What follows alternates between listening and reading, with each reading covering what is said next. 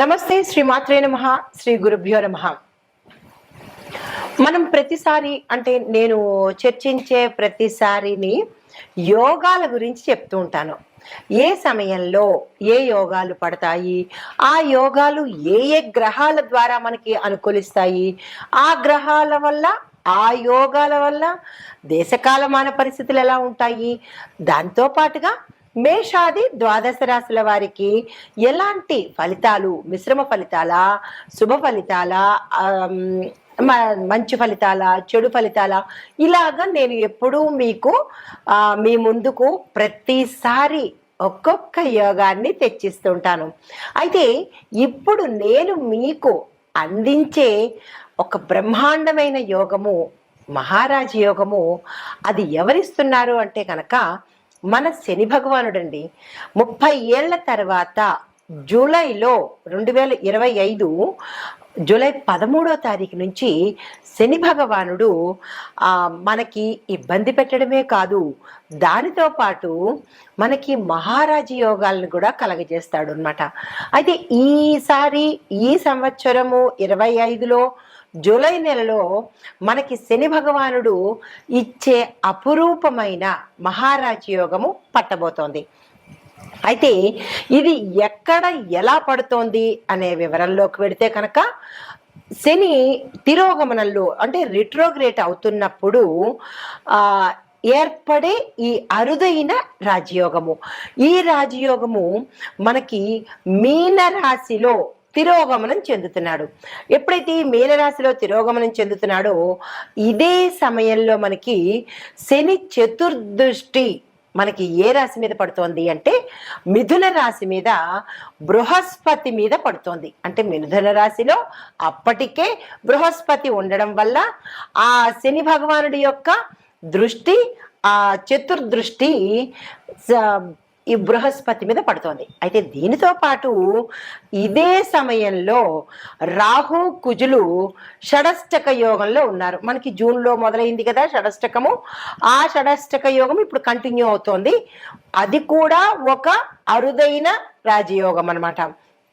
అయితే ఈ శని బృహస్పతి దృష్టి యొక్క సంయోగంతో రాజయోగాత్మక పరిణామాలను ఇస్తోంది. ఇన్ని మంచి గ్రహాలు ఈ సమయంలో మనకి శుభ ఫలితాలను ఇచ్చేందుకు ఏర్పాటవుతోంది. అయితే ఎవరెవరికి శుభ ఫలితాలు ఎలా ఉండబోతోంది అంటే కనుక, ఇది ఒకసారి మీకు గతంలో చూసుకున్నట్టయితే 1995, 96 ఆ సమయంలో ఇలాంటి శని భగవానుడు ఇచ్చే ఒక అరుదైన మహారాజ యోగం ఏర్పడింది. మళ్ళా 30 సంవత్సరాలకి మనకి జూలై నెలలో ఏర్పడబోతోంది. అయితే ఈ ఏర్పడడానికి మనకి దేశకాలమాన పరిస్థితులు నేను ఎప్పుడు ప్రస్తావిస్తూ ఉంటాను, ఒక మనుషులకి రాశులకి కాకుండా దేశకాలమాన పరిస్థితుల్లోనూ దేశ రక్షణ విభాగము, రాజకీయ విభాగము, ఇలా ఆర్థిక విభాగము, న్యాయ విభాగము, ఇలా ప్రతి ఒక్క అంశంలోనూ కూడా ఈ యొక్క గ్రహాల యొక్క ఫలితాలను మనం తెలుసుకుంటూ ఉంటాము. ఆ గ్రహాల ఫలితాలే ఒక్కొక్కసారి మనకి దేశం మీద, రక్షణ వ్యవస్థ మీద ఇలాగా ప్రమాదాలు, అదృష్టాలు ఇలాంటి వాటి మీద కూడా పడుతూ ఉంటుందన్నమాట. అయితే ఇలాగ పడడం వల్ల కొన్ని గ్రహస్థితులు మీకు ఇప్పుడు సవివరంగా తెలియచేస్తాను. ఒకటి, శని గ్రహము మనకి మీనంలో తిరోగమనంలో జరుగుతోంది. అయితే దీని యొక్క ఫలితం ఎలా ఉంటుంది అంటే కనుక, విశేషమైన ఫలితము ధర్మము, త్యాగము, సేవా ధోరణిలో ఉండబోతోంది. తర్వాత బృహస్పతి మిథున స్థానంలో అంటే మిథునంలో ఉన్నాడు. దీనివల్ల ఏంటంటే జ్ఞానము, అంటే ప్రతి ఒక్కళ్ళకి ఇంటెలిజెన్స్, నాలెడ్జ్, జ్ఞానంతో పాటు కమ్యూనికేషను, విద్యా వ్యవస్థను వృద్ధి చేసేందుకు ఉపయోగపడుతోంది. దీంతో పాటు కుజ రాహులు అంటే రాహు కుజ గ్రహాలు షడష్టకంలో కర్కాటక కుంభంలో ఉన్నారనమాట. అయితే వీరిచ్చే ఫలితాలు ఎలా ఉంటున్నాయి అంటే కనుక ఆందోళనగాను, తర్వాత అస్థిరత్వంగాను ఉండబోతోంది. అంటే ఈ వీరి యొక్క ఫలితాలు ఒక్కొక్క దానికి ఒక్కొక్కలా ఉంటాయి. అయితే మరి బుధుడు సూర్యుడు ఏమిస్తున్నారు అంటే కనుక మిథునంలో ఈ బుధ సూర్యుడు మిథునంలో మనకి జూన్ 15 నుంచి స్థానాలు మారారు. అయితే ఈ మారడం వల్ల రాజకీయంలో ఎక్కువగా కొంత జోక్యం కలగజేసుకోవడము, రాజకీయంలో ఒక స్థిరత్వం లేకపోవడము, ఇలాంటివన్నీ గోచరిస్తున్నాయి. ఇది గ్రహాల యొక్క స్థిరత, వాటి ఇచ్చే విశేషము. అయితే మరి దేశకాల సామాజిక పరిస్థితుల గురించి ఎలా ఉండబోతున్నాయి అంటే కనుక ముందుగా రాజకీయ మార్పులు ఎలా ఉండబోతున్నాయి చూద్దాము. అయితే ఇవి పంచాంగ పరంగా చెప్పేవే, తరువాత పంచాంగ జ్యోతిష శాస్త్ర పరంగా చెప్పేవే తప్ప ఏదో ఊహించి కల్పించినవి మాత్రము కాదు, గమనించదగినది. అయితే రాజకీయ పరంగా పెద్ద పెద్ద స్థాయిలో పార్టీల్లో మార్పులు వస్తాయి, నాయకత్వాలలో కూడా మార్పులు చోటు చేసుకునే అవకాశాలు కనబడుతున్నాయి. దీంతో పాటు కొన్ని రాష్ట్రాల్లో అన్ఎక్స్పెక్టెడ్ రిజిగ్నేషన్స్ కానీ, ఎలియన్సెస్ అంటే కొన్ని అనుకోని పరిస్థితులు కానీ తల ఎత్తే అవకాశాలు కనబడుతున్నాయి. తర్వాత నూతన రాజకీయ యజ్ఞము మళ్ళా తిరిగి మొదలయ్యే అవకాశం కనబడుతోంది. యువ నాయకులకు ఇది చాలా చక్కని సమయము. ఎవరైనా కొత్తగా పార్టీల్లోకి రావాలన్నా, రాజకీయ రంగంలోకి రావాలన్నా ఇది మంచి సమయము. ఆ దిశగా ప్రయత్నాలు చేసుకోండి. అయితే కొన్ని పాత రాజకీయ పార్టీల్లో కొంత అస్థిరత ఏర్పడే అవకాశం కనబడుతోంది.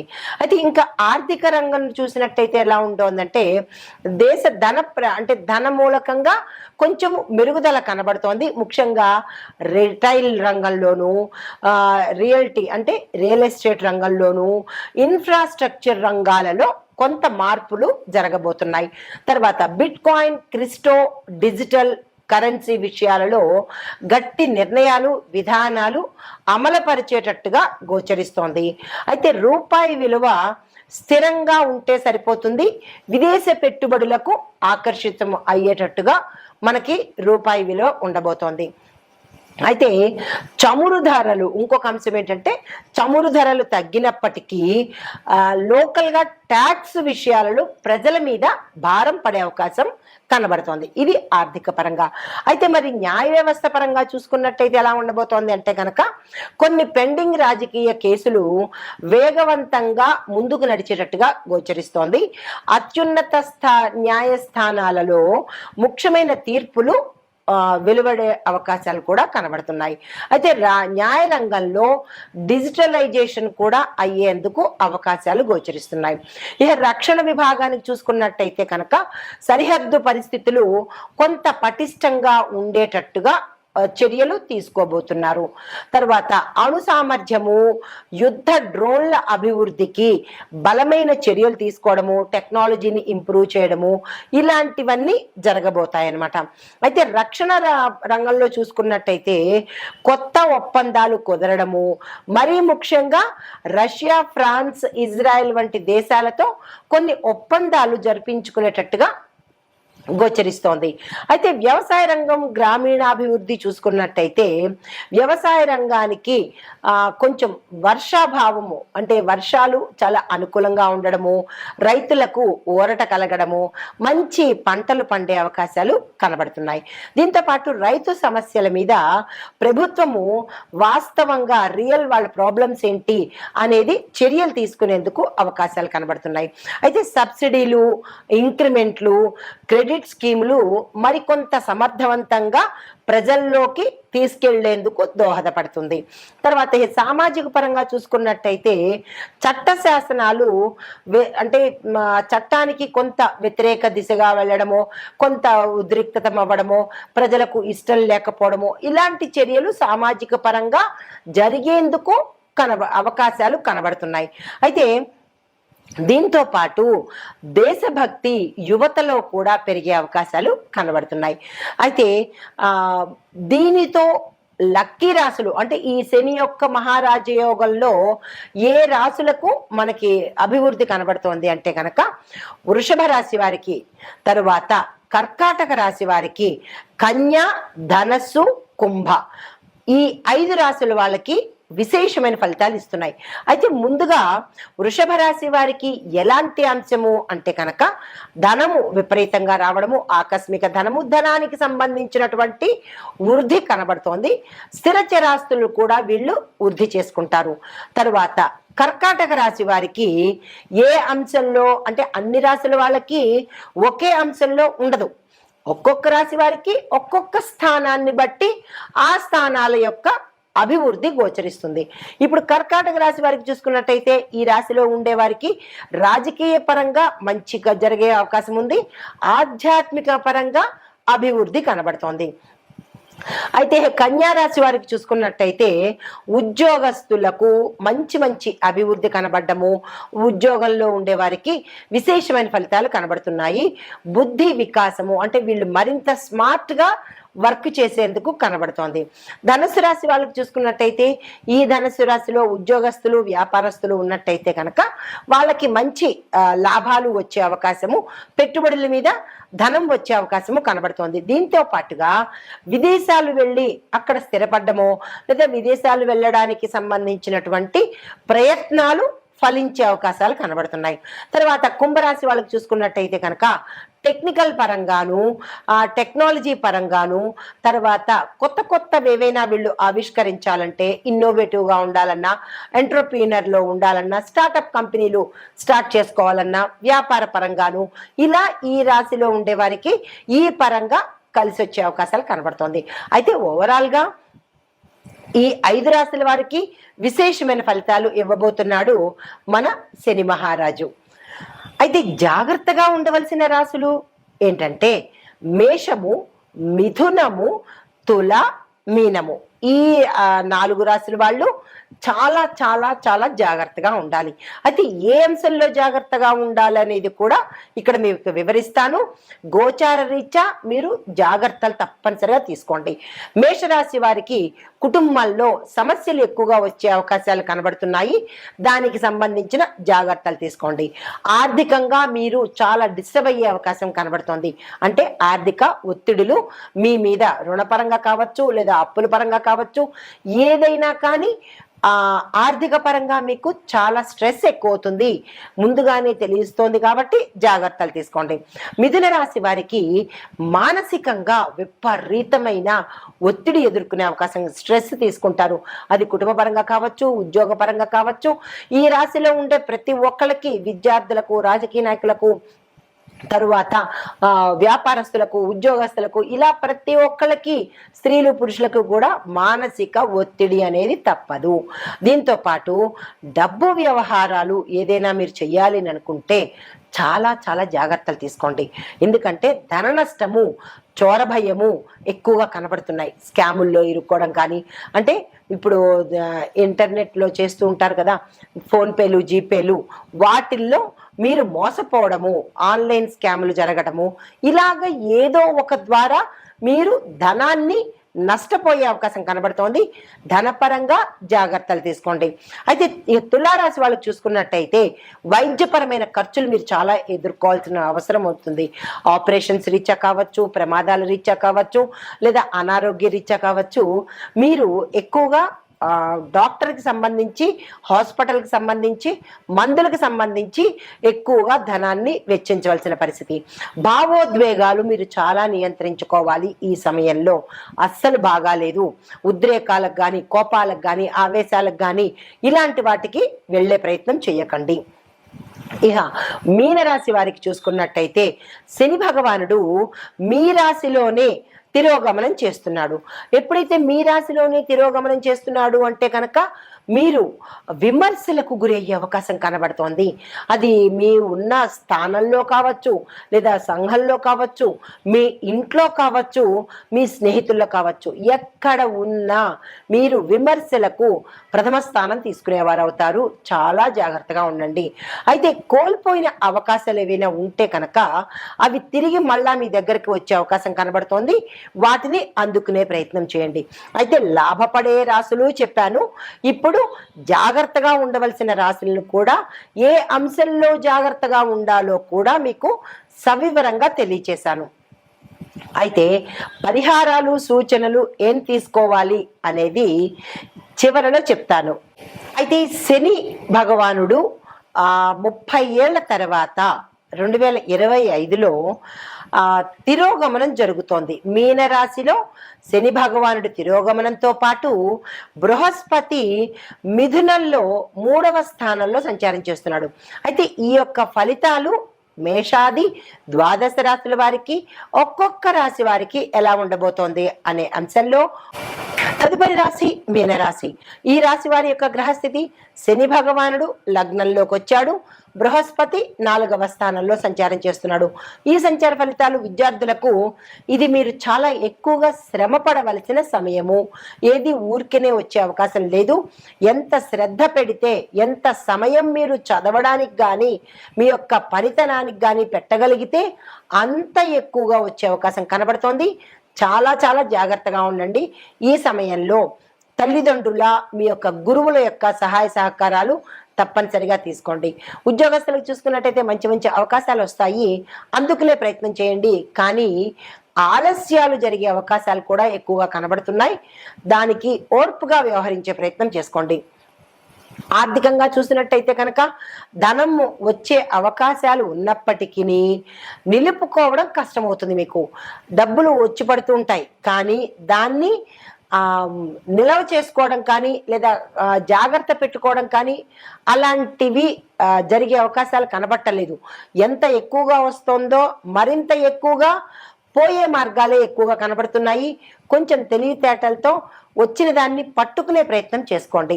అయితే ఆరోగ్యపరంగా చూసుకున్నట్టయితే మానసిక ఆందోళనలు ఎక్కువగా కనబడుతున్నాయి. మైగ్రేన్ సమస్యలు, తలకి సంబంధించినవి వచ్చే అవకాశం కనబడుతోంది, జాగ్రత్తలు తీసుకోండి. కుటుంబపరంగా చూసుకున్నట్టయితే కుటుంబంలో సమస్యలు ఎక్కువ అయ్యే అవకాశము అత్తమామలతో కావచ్చు, భార్యతో కావచ్చు, లేదా మీ కుటుంబ సభ్యులతో కావచ్చు ఎక్కువ సమస్యలు వచ్చే అవకాశం కనబడుతోంది.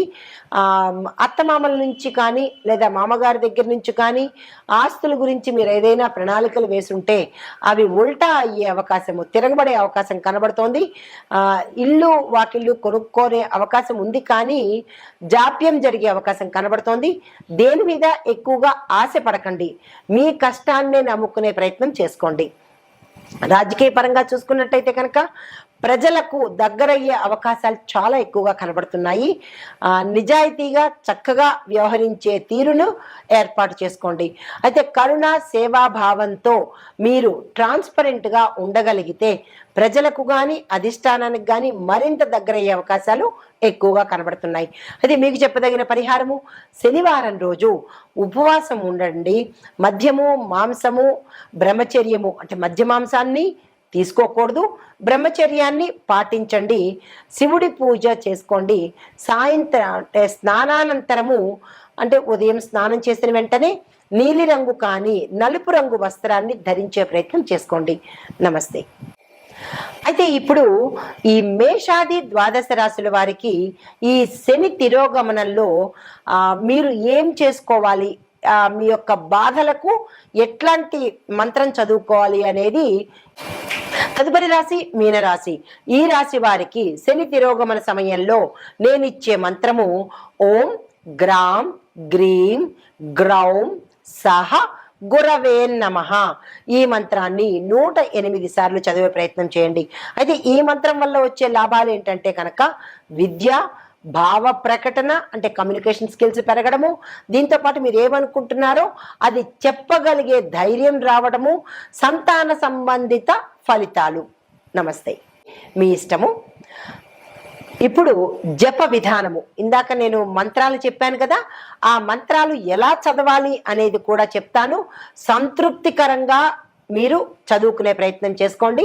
తద్వారా లాభాలు పొందాలని ఆశిస్తూ మీకోసం అయితే ప్రతిరోజు ఆదివారం రోజు బృహస్పతి కోసము అంటే గురువు కోసం చేయవలసిన రోజు ఆదివారము, శని భగవానుడి కోసం చేసే మంత్రము శనివారం రోజు చేసుకోండి. 2వ నియమము 108 సార్లు జపించడం ఉత్తమము. అయితే మాల ద్వారా కానీ లేదా ధ్యానం ద్వారా కానీ మంత్ర జపం చేసుకోవాలి. ఎలా పడితే అలాగా, ఎక్కడ పడితే అక్కడ కాదు, చాలా నిష్ఠతో చేసుకోండి. 3వ నియమము, నల్ల వస్త్రధారణ, బ్లాక్ కలర్ వేసుకొని శనివారం రోజు శని భగవానుడికి పసుపు రంగు వస్త్రధారణ చేసుకొని గురువారం రోజు గురువుకి చేసినట్టయితే కనుక శుభప్రదము. నమస్తే.